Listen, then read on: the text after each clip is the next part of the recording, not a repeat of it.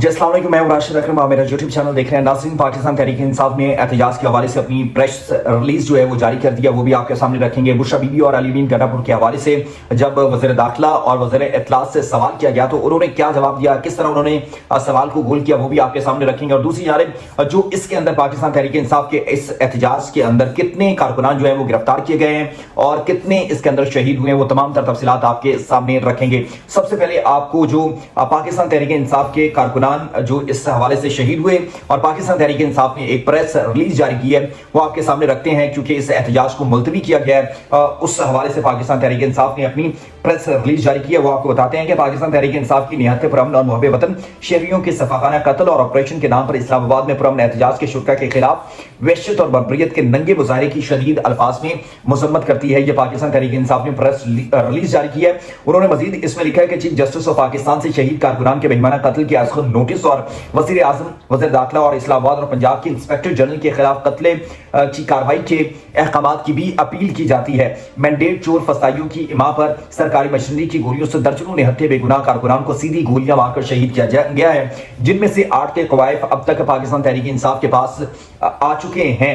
और शहीद होने वाले में अनीस शहजाद सत्ती है, मलिक मुबीन, औरंगजेब, अब्दुल कादिर, मलिक सफदर अली, अहमद वली, मोहम्मद इलियास और अब्दुल रशीद शामिल है। जबकि पुराने मुजाहिरीन पर इस्लामाबाद की सड़कों पर गोलियों की बारिश की गई और सैकड़ों निहत्थे पाकिस्तानियों को जख्मी करके खून में नहलाया गया। हुकूमती बर्बरियत और दारुल हुकूमत को निहत्थे शहरियों का मक्तल बनाने के हुकूमती मंसूबे के पेश नजर पुरअमन एहतजाज की फिल वक्त मनसूखी का ऐलान किया जाता है। मजीद उन्होंने लिखा है कि हुकूमती बर्बरियत की तफसीलात के सियासी और कोर कमेटी में तजिए के बाद बानी चेयरमैन इमरान खान के सामने रखने और उनकी हिदायत की रोशनी में आइंदा के लाएअमल के इजरा का ऐलान पाकिस्तान तहरीक इंसाफ कोई अस्करी या मुसल्लह जमात है, ना ही अपनी आवाम को रियासती कातलों के हाथों ज़िबा करवाने की खुद को मुतामिल समझती है।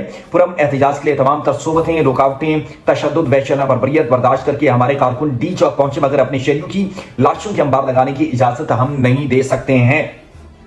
मजीद लिखा कि 24 करोड़ पाकिस्तानियों को भेड़ बकरियां समझने वाले दरिंदों के लिए शहरियों का कत्ल तफरीक का वसीला हो सकता है, मगर तहरीक इंसाफ पाकिस्तान के अवाम, उसके वसाइल और उसके कौमी मुफाद की निगाहबान है।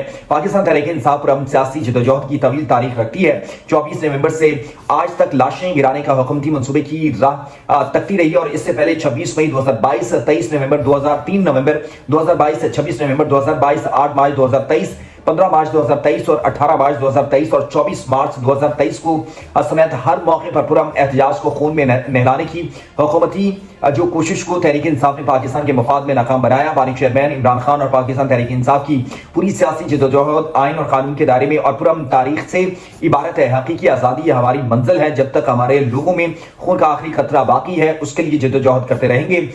उसके बाद पुरअमन एहतजाज के लिए मुल्क भर में खुसूसन खैबर पख्तूनख्वा, बलूचिस्तान, सिंध और शुमाली पंजाब के अजला से आग और खून का दरिया उबूर करके मुकम्मल पुरअमन अंदाज में डी चौक पहुंचने वाले कारकुनान और शहरियों को खराज तहसीन पेश करते हैं। दुनिया भर में बानी चेयरमैन इमरान खान की कॉल पर तारीखी एहतजाज करने वाले ओवरसीज का भी शुक्रिया अदा किया जाता है। ये पाकिस्तान तहरीक इंसाफ ने जो अपनी प्रेस रिलीज जारी की है, आपको बताया कि पाकिस्तान तहरीक इंसाफ के जिस तरह कॉल दी गई पूरी दुनिया के अंदर, अमेरिका, कनाडा, ऑस्ट्रिया और कहां पाकिस्तान तहरीक इंसाफ के कारकुनान जहां पे भी मौजूद हैं, उन्होंने एहतजाज किया इमरान खान की कॉल पर 24 नवंबर वाले दिन।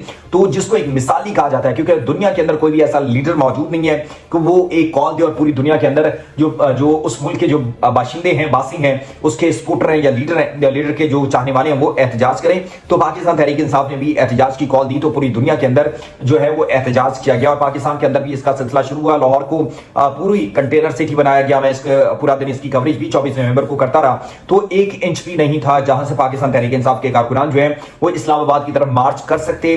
26 को ये कोशिश की गई, लेकिन शाम को पाकिस्तान तहरीक इंसाफ के जो कारकुनान है उनको मुंतशिर कर दिया गया।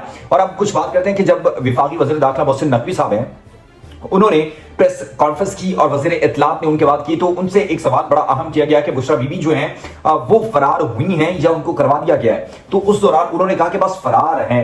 यानी कि आप देखें कि आप इस सारे मैंने वकूफ को अंडरस्टैंड करें तो यहां से निकलना बड़ा मुश्किल है। मारगरा जो रोड है वो बड़ा एक कंजेक्टेड सा रोड है, वहां से अगर वो जाने की कोशिश भी करते हैं तो उनको आसानी गिरफ्तार किया जा सकता है। तो इसलिए अब सवाल ये उठता है कि आओ मरो मरवाओ अपने बच्चों को, और फिर ना यहाँ पर कोई इनकलाबी है, सारे यहाँ पे फ्रॉड के तमाम کال دیتے ہیں، چاہے وہ پاکستان مسلم لیگ نون ہے، پاکستان تحریک انصاف ہے، کوئی بھی جماعت ہے، وہ صرف کارکنان کو مروانے کے لیے چھوڑ کر وہاں سے راہ فرار اختیار کرتی ہے۔ پاکستان تحریک انصاف کے جو رہنما ہیں، جن میں علی امین گڈھا پور ہوں، عمر ایوب اور دیگر جو رہنما ہیں، وہ پہلے بھی پاکستان تحریک انصاف کو کال دے کر بلا کر یہاں سے منتشر کروا کے اور خود یہاں سے اپنی جو لنگوٹی ہے اس کو کاس کے باندھ کر اور یہاں سے فرار ہو جاتے ہیں۔ تو کارکنان بے یار و مددگار سر و سامانی میں اس ٹھٹھرتے موسم کے اندر اسلام آباد کے اندر وہاں پر رہتے ہیں اور وہ مارے کھاتے ہیں، گرفتار کیا جاتا ہے، سال سال وہ اندر رہتے ہیں، تو ان کا کچھ بھی نہیں جاتا۔ تو اس لیے میں آئندہ سے یہی کہوں گا کہ جتنے بھی پاکستان تحریک انصاف کے کارکنان ہیں یا ان کے والدین ہیں، ان کو اب سوچنا ہوگا کہ کب تک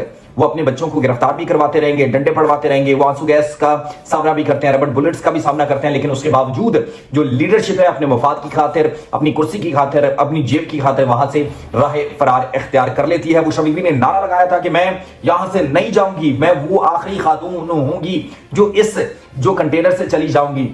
تو سب سے پہلے بشرا بی بی، علی جو امین گڈھا پور ہیں، وہی وہاں سے فرار ہوئے ہیں۔ تو اب بہت سے سوالات اٹھتے ہیں، کیا بچے غریبوں کے بچے مروانے کے لیے، کیا غریبوں کے بچے جو ہیں آنسو گیس ربڑ بلٹس کا سامنا کرنے کے لیے؟